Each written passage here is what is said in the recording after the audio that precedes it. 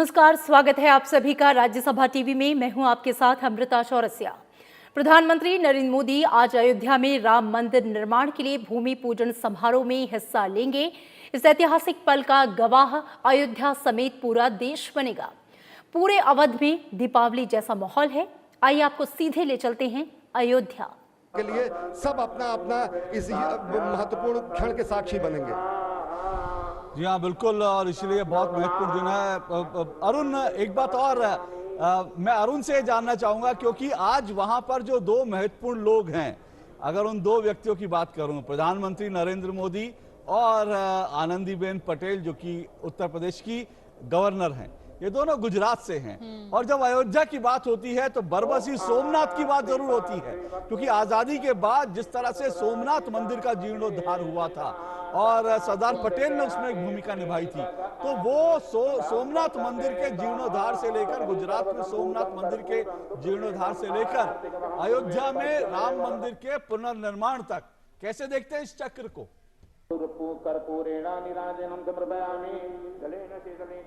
देखिए, सोमनाथ की बात करें तो वो शिव की नगरी है, शिव की याद दिलाता है। शिव अपने आप में पूर्ण है, लेकिन सबसे महत्वपूर्ण बात सोमनाथ नगरी की जब बात की जाती है तो गुजरात में हम जानते हैं केशुभाई पटेल है, उनकी बहुत महत्वपूर्ण भूमिका रही थी। ट्रस्ट के अंदर भी रहे थे। आनंदीबेन पटेल एक समय में मुख्यमंत्री रह चुकी हैं गुजरात की। प्रधानमंत्री नरेंद्र मोदी गुजरात के समय पर मुख्यमंत्री हुआ करते थे। जो सोमपुराज हैं, जो कि प्राइमरली जो फैमिली सोमपुराज, उन्होंने कई सारे आर्किटेक्ट डिजाइन की हैं, जिसके अंदर सोमनाथ टेंपल भी आता है। 130 के आसपास के ज्यादा उन्होंने एक तरह से कई सारे आर्किटेक्ट को डिजाइन किया है। और अब हम जब इस राम मंदिर की बात करते हैं तो ये भी एक तरह से वर्ल्ड क्लास आर्किटेक्ट होने जा रहा है। You know, this being an architectural marvel and what it really means in terms of its significance when we talk about the civilizational history of the country. We've talked about the historical significance, but also, in fact, since we have Praful Ketkar, an eminent historian, Professor Makhanlal with us, I would just want to take this thought to Professor Makhanlal. Civilizational significance of this, because this is beyond politics. The architecture, we've seen this is how it's going to look like when the temple will be finally ready in the next 3 years at the end of it. In fact, Praful is with us. Praful, let's talk about this, the civilizational aspect of it. It took us many centuries. Many centuries. Was a political issue, was tried to make a political issue, but then it became something else. It is something which is closer to every Indian. It's a matter of faith and conviction and much more. Part of our history, part of our civilization. We need to understand that, in last almost 495 years, 93 years precisely, we fought more than 76 battles. Common Indians, Nihang Sikhs, Guru Govind Singh Ji, Bajirao Peshwa, you name, our struggle for liberation and, protecting India's freedom, and you will find a person talking about Ayodhya. Why this was so? And this was a sentiment of a common person, not just rulers or the kings. Why? Because the idea and the historicity of Prabhu Shri Ram was considered as something as one at the personal level, epitomizing the spirit and the ideal son, the ideal husband, the ideal even a warrior. So at the personal level, it was an epitome of Indian idealism in one sense. But at the same time, there was a sense of why idea of Swaraj and Ramraj coincided even in India's freedom struggle. Simply because Sri Ram also epitomized the idea of good governance. The idea of polity in India was idealized with the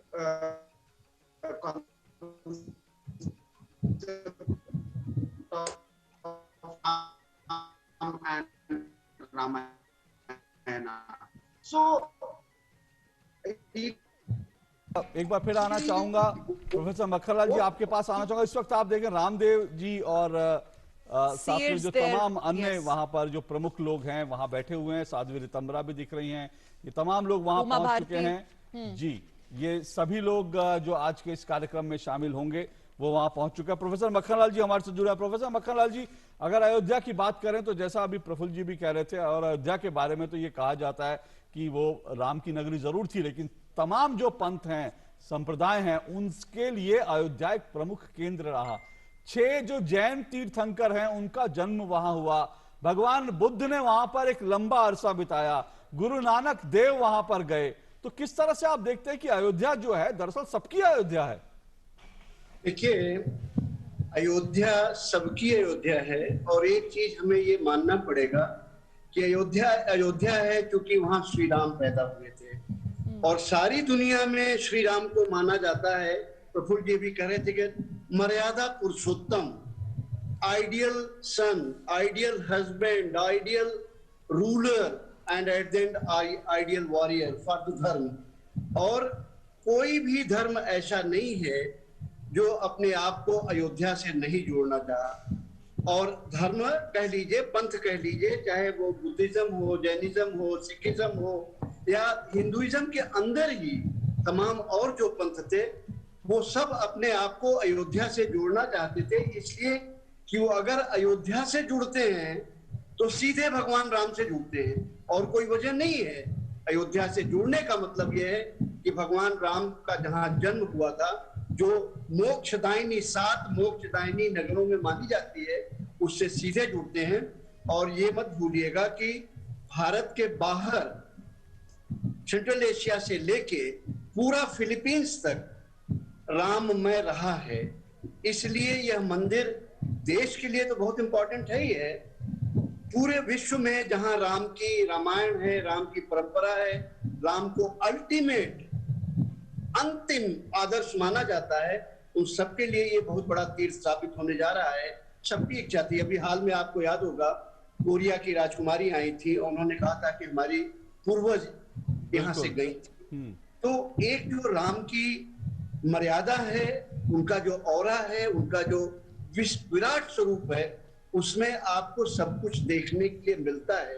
यही वजह है कि राम के आदर्श को पूरे विश्व में अपनाया गया। गीता को भी उसी तरह से लिया गया, लेकिन राम का व्यक्तित्व तो बिल्कुल अलग उभर के आता है। इसलिए आज का ये ऐतिहासिक दिन, This is today's day, Professor Makhanlal. As we say that this goes down in the chapters of history for the generations to come, sir. But then it's also brought Ayodhya on the world map. या बिल्कुल, लेकिन एक minute professor Makhanlal जी, आप इससे पहले अपनी बात रखिए, मैं दर्शकों को बता दूं कि प्रधानमंत्री नरेंद्र मोदी लखनऊ पहुंच गए हैं। Yes.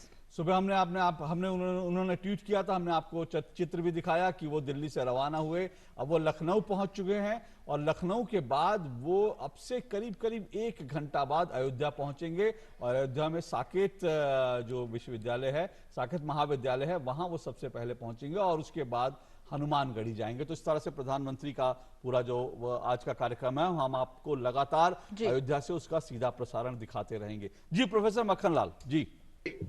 अशोक जी और शकल जी, आपने अयोध्या को इंटरनेशनल परिप्रेक्ष्य में जानने की बात कही जी। एक फैक्ट से आप सोचिए कि 14वीं शताब्दी में थाईलैंड में एक नई राजधानी बनाई जाती है और उसका नाम अयोध्या रखा जाता है।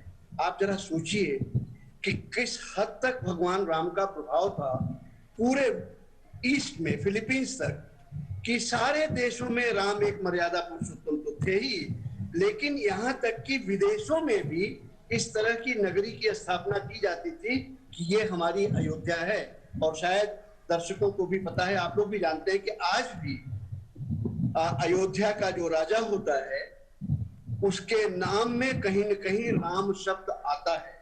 वो सब अपने आप को राम का वंशज मानते हैं, और बैंकॉक जो आज जो राजधानी बनी है 200 साल से, उसे भी अयोध्या का अंश ही माना जाता है। और इसीलिए देखिए, कभी भी राम पॉलिटिकल नहीं थे, अयोध्या पॉलिटिक्स का सेंटर नहीं था, कल्चर का सेंटर था। यही वजह है कि जो संस्कृति है, लोग अपनी राजनीति बदल देते हैं, अपनी धर्म बदल देते हैं, लेकिन संस्कृति नहीं बदलते, क्योंकि संस्कृतियां हजारों साल चलती हैं, राजनीति बदलती रहती है और पॉलिटिक्स भी बदलती रहती है, धर्म आप बदल सकते हैं, लेकिन संस्कृति एक ऐसी चीज है जो नहीं बदलती। हजारों साल की परंपराएं उसी संस्कृति में निहित हैं, यही वजह है So कि आप ये basically, देख the रहे हैं, sentiment and the पूर्ण faith, the बारिश में। conviction of Ram, Professor Makhanlal, is an integral part of the very secular ethos of the country. So for all those who tried to communalize it, I think that argument is nipped in the bud. It's about our pluralistic society, our culture, pluralistic culture, secular credentials. That's what is also the other parallel story that comes out of Ayodhya today, isn't it? Absolutely, Sakal, you are very right. But let me put it in very blunt words. Only those communalize it, those who are communal and see everything from communal angles. Bhagwan Ram, in his eyes, everybody was equal, irrespective what country you belong to, what state you belong to, what caste you belong to, what creed you belong to. And it is this tradition which has been integral part of Hinduism. And it is because of this tradition we said, Vasudhaiva Kutumbakam. It is because of this tradition we say, Ekam Sat Vipra Bahuda Vadan. Hinduism and India cannot be anything else but in modern terms secular, but in our traditional terms, in our cultural terms, Dharma Nirpeksh, Pant Nirpeksh, what Vajpayee correctly said, Pant Nirpeksh. Dharma is universal. Yes. Dharma cannot be yours and mine. जी हाँ बिल्कुल। और ये हम सुन रहे थे professor Makhanlal को। बहुत बहुत शुक्रिया प्रोफेसर मक्खनलाल जी। और अयोध्या से हमारा प्रसारण लगातार जारी रहेगा और प्रधानमंत्री नरेंद्र मोदी लखनऊ पहुंच गए हैं। हम आपको अयोध्या से इस वक्त आपको सीधा अयोध्या लिए चलते हैं और वहां से आपको आज के कार्यक्रम का सीधा प्रसारण लगातार जारी रहेगा। आप कहीं मत जाइएगा, सिर्फ और सिर्फ दूरदर्शन से डीडी न्यूज के साथ जुड़े रहिएगा।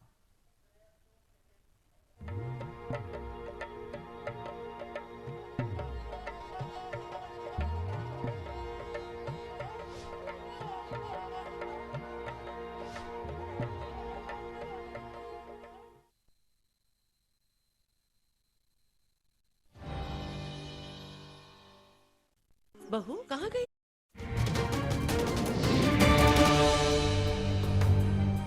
कोरोना वायरस से बचना है तो जीवन शैली में कुछ आदतों को शामिल करना बेहद जरूरी है। वहीं कुछ ऐसे काम हैं जिन्हें नहीं करना है। आइए आपको बताते हैं कोरोना वायरस से बचाव के लिए क्या करें और क्या ना करें। कोरोना वायरस सुरक्षा के उपाय क्या करें? साफ सफाई पर खास ध्यान दें। हाथों को साबुन से नियमित रूप से अच्छे से धोएं। अल्कोहल युक्त सैनिटाइजर का इस्तेमाल करें। छींकने और खांसने के दौरान अपना मुंह ढकें। इस्तेमाल किए हुए टिश्यू को तुरंत बंद डिब्बे में फेंक दें। घर से बाहर मास्क लगाकर ही निकलें। एक दूसरे से 2 गज की दूरी बनाकर रखें। अस्वस्थ महसूस होने पर डॉक्टर से तुरंत परामर्श करें। आरोग्य सेतु ऐप डाउनलोड करें और इसे अपडेट रखें। पौष्टिक आहार लें और अपनी इम्यूनिटी बढ़ाएं। टोल फ्री नंबर 1075 और हेल्पलाइन नंबर 011-2397-8046 पर संपर्क करें। LCOV2019@gmail.com पर मेल करके सवाल पूछिए। कोरोना वायरस सुरक्षा के उपाय क्या नहीं करें? खांसी या बुखार होने पर दूसरे व्यक्ति के संपर्क में न आएं। बिना हाथ धोए अपनी आंख, नाक या मुंह न छुएं। भीड़ भाड़ वाली जगहों पर जाने से बचें। बहुत जरूरी होने पर ही घर से बाहर निकलें। छिद्र युक्त यानी वॉल्व वाले मास्क का इस्तेमाल न करें। हाथ मिलाने या गले मिलने से बचें। सार्वजनिक स्थानों पर या इधर उधर नहीं थूकें। तंबाकू उत्पादों का सेवन नहीं करें। अप्रत्याशित जानकारी साझा नहीं करें। राज्यसभा टीवी की आपसे ये अपील है कि कोरोना वायरस से बचाव के लिए इन नियमों को अपने जीवन का हिस्सा बनाएं।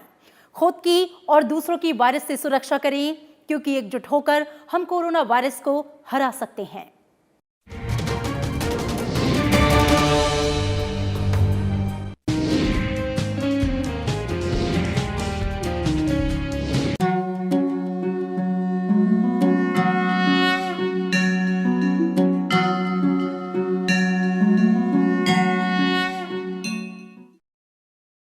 सभी चैनल एक साथ दिखाएंगे। और इस वक्त हम आपको बता दें कि प्रधानमंत्री नरेंद्र मोदी आज सुबह दिल्ली से रवाना हुए। उन्होंने ट्वीट किया, उनकी तस्वीर ट्वीट करी, दिल्ली से रवाना हुए लखनऊ पहुंच गए हैं प्रधानमंत्री नरेंद्र मोदी। और थोड़ी देर बाद, अब से कुछ देर बाद प्रधानमंत्री अयोध्या पहुंचेंगे और अयोध्या में वो जो भूमि पूजन कार्यक्रम होना है उसमें आज वो हिस्सा लेंगे। और डीडी न्यूज के और दूरदर्शन के सभी चैनल इसका सीधा प्रसारण अयोध्या से लगातार करते रहेंगे। Once again, welcoming all the viewers of Doordarshan Network, our special presentation. We once again take this opportunity to welcome all of you.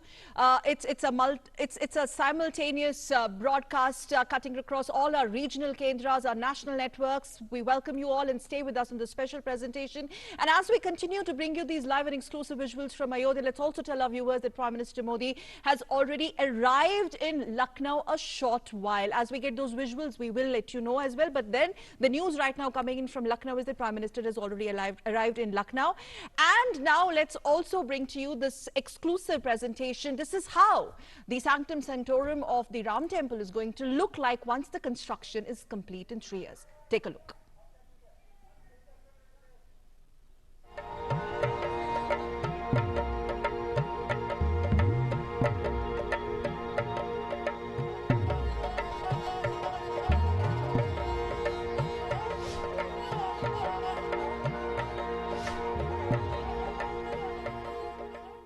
नमस्कार, अपने राम सबके राम, जय श्री राम। तो पूरा भारत अब राममय हो चुका है और अयोध्या में दीपावली यानी दीपोत्सव मनाया जा रहा है। करोड़ों करोड़ भारतीयों की आस्था के केंद्र प्रभु श्री राम के जन्म स्थान पर अयोध्या में भव्य और दिव्य राम मंदिर बनने का सपना आखिरकार सच होने जा रहा है। तमाम सवाल थे, शंकाएं थी, आशंकाएं थी, लेकिन सभी आशंकाएं खत्म हो गई, सभी सवालों के जवाब मिल गए। लेकिन अब सबके सामने सिर्फ एक सवाल है और वो सवाल ये कि अयोध्या में भगवान राम का दिव्य और भव्य मंदिर कैसा होगा। हालांकि इस मंदिर को बनने में कुल 36 महीने लगेंगे, यानी 3 साल बाद 2023 में यह मंदिर बनकर तैयार होगा। लेकिन आइए हम आपको दिखाते हैं कि 2023 में 3 साल बाद जब यह भव्य मंदिर बनकर तैयार होगा तो इसका भव्य स्वरूप, दिव्य स्वरूप कैसा होगा। आइए आपको दिखाते हैं। तो ये भव्य और दिव्य राम मंदिर कुछ इस तरह से दिखाई देगा। अगर अयोध्या में राम मंदिर का परिसर देखें तो ये कुल मिलाकर परिसर है 67.3 एकड़ परिसर है, लेकिन ये मंदिर कुल मिलाकर 17,500 स्क्वायर मीटर क्षेत्र में बनेगा। ये आप देखिए मंदिर कितना भव्य मंदिर होगा और आप देखिए किस तरह से इसके तमाम स्तंभों पर नक्काशी की गई है। मंदिर की लंबाई 360 फीट होगी जबकि इसकी चौड़ाई 235 फीट होगी। ये प्रवेश द्वार है मंदिर का।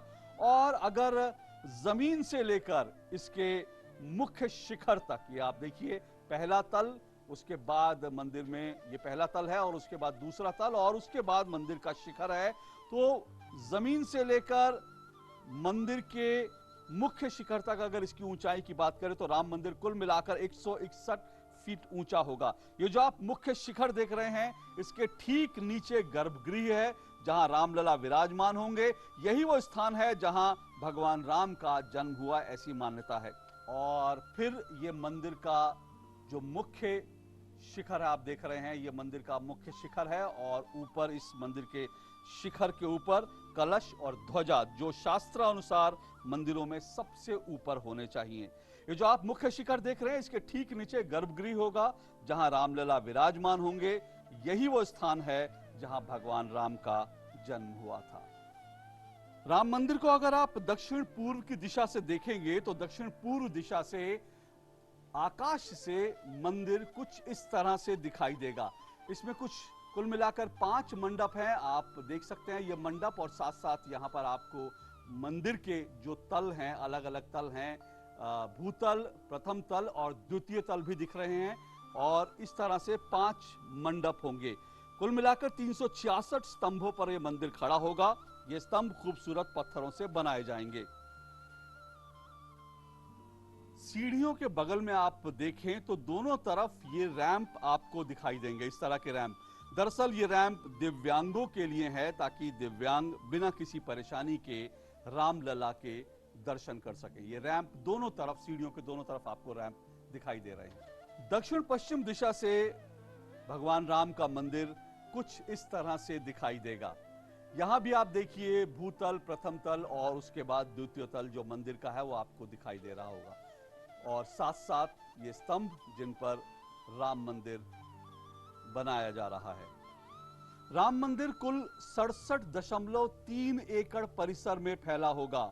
यह भव्य और दिव्य राम मंदिर कुछ इस तरह से दिखाई देगा। इसका परिसर आप देखिए, मंदिर के चारों तरफ अलग अलग तरह की सुविधाएं होंगी और अलग अलग तरह के जो केंद्र हैं वो बनाए गए हैं।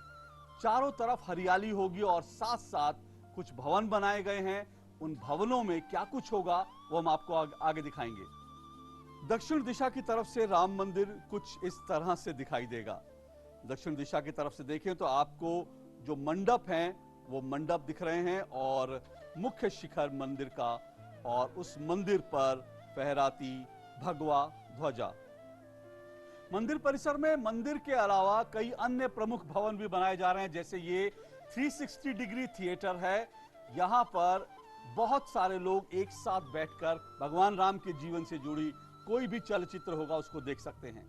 इसके अलावा ये गैलरी है, गैलरी 1, इस तरह की गैलरी दूसरी भी है जिसमें अलग अलग तरह से भगवान राम के जीवन से जुड़े जो चरित्र हैं वो दिखाए जाएंगे, और एक म्यूजियम भी इस परिसर में बनाया जाएगा। ये म्यूजियम है मंदिर की तरफ, और आगे आप बढ़ेंगे तो ये गैलरी 2 है। 2 गैलरियां हैं इस परिसर में, और ये दूसरी गैलरी है। वैदिक परंपराओं के अनुसार यज्ञशाला भी मंदिर में होती है, और मंदिर परिसर में यज्ञशाला होने का अपना एक अलग ही महत्व है। ये लाइब्रेरी और रिसर्च सेंटर है। यहाँ पर अनुसंधान भी होगा और साथ साथ यहाँ पर लोग बैठ करके पुस्तकें भी पढ़ सकते हैं। ये मुख्य कुंड है राम मंदिर परिसर का, और ये ओरिएंटेशन गैलरी है। यहाँ पर फूड कोर्ट भी होगा और लोगों के लिए अन्य तरह की सुविधाएं होंगी। जो दर्शनार्थी यहाँ आएंगे, जो भक्त लोग आएंगे, उनके लिए यहाँ पर कई तरह की सुविधाएं होंगी। परिसर से मुख्य मंदिर कुछ इस तरह से दिखाई देगा। आप देख सकते हैं कि मंदिर है पीछे, लेकिन मंदिर के आसपास पूरे परिसर में खूबसूरत पेड़ पौधे लगाए जाएंगे ताकि यहाँ पर हरियाली हो। तो राम मंदिर में कुल 5 मंडप होंगे, और ये मंडप अंदर से कैसे दिखेंगे, भीतर से कैसे दिखेंगे, ये देखिए। इस तरह से ये खूबसूरत मंडप बनाए जा रहे हैं, जहां बहुत ही खूबसूरत नक्काशी पत्थरों पर की जाएगी। ये मंडप कुछ इस तरह से भीतर से दिखाई देंगे। ये मंदिर का मुख्य प्रवेश है। प्रवेश करते ही आपको कुछ इस तरह से दृश्य दिखाई देंगे। चारों तरफ पेड़ पौधे लगे हैं और साथ साथ फव्वारे यहां लगाए जाएंगे। जो दर्शनार्थी और श्रद्धालु यहां आएंगे उनके लिए यहां पार्किंग की व्यवस्था होगी, और साथ साथ अन्य तरह की सुविधाएं उन्हें यहां उपलब्ध कराई जाएंगी। मंदिर परिसर में जो म्यूजियम गैलरी बनाई जा रही हैं वो भीतर से कुछ इस तरह से दिखाई देंगी। बहुत भव्य और दिव्य गैलरी होंगी ये म्यूजियम गैलरी। प्रस्तावित राम मंदिर में सत्संग भवन भी होगा। कन्वेंशन सेंटर और सत्संग भवन बाहर से कुछ इस तरह से दिखाई देगा।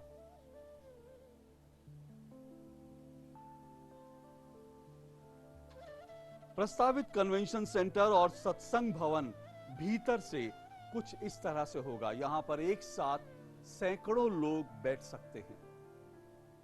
मंदिर के भीतर ये कुंड है, और ये इस सरोवर पर साउंड एंड लाइट शो भी प्रस्तावित है। साउंड और लाइट शो जो होगा वो कुछ इस तरह से होगा। सरोवर में जो साउंड और लाइट शो होगा वहां पर कुछ इस तरह की दिव्यता और भव्यता के दर्शन हो सकेंगे। और ये है 360 डिग्री थिएटर। थिएटर के भीतर कुछ इस तरह का नजारा होगा, और यहां इस थिएटर के भीतर सैकड़ों लोग एक साथ बैठ सकते हैं। तो यह है भगवान श्री राम का प्रस्तावित मंदिर, प्रभु श्री राम का मंदिर जो अयोध्या में बनने जा रहा है, और करोड़ों करोड़ भारतीयों का सपना सच होने जा रहा है। हालांकि 3 वर्ष लगेंगे अभी इस मंदिर को बनने में, लेकिन 3 वर्ष बाद किस तरह का विशाल, भव्य और दिव्य मंदिर अयोध्या में बनेगा। और न सिर्फ इससे अयोध्या में लोग मंदिर के दर्शन के लिए बल्कि अयोध्या नगरी को देखने के लिए भी देश विदेश से लोग आएंगे, श्रद्धालु आएंगे, पर्यटक आएंगे और पूरी अयोध्या का कायाकल्प हो जाएगा।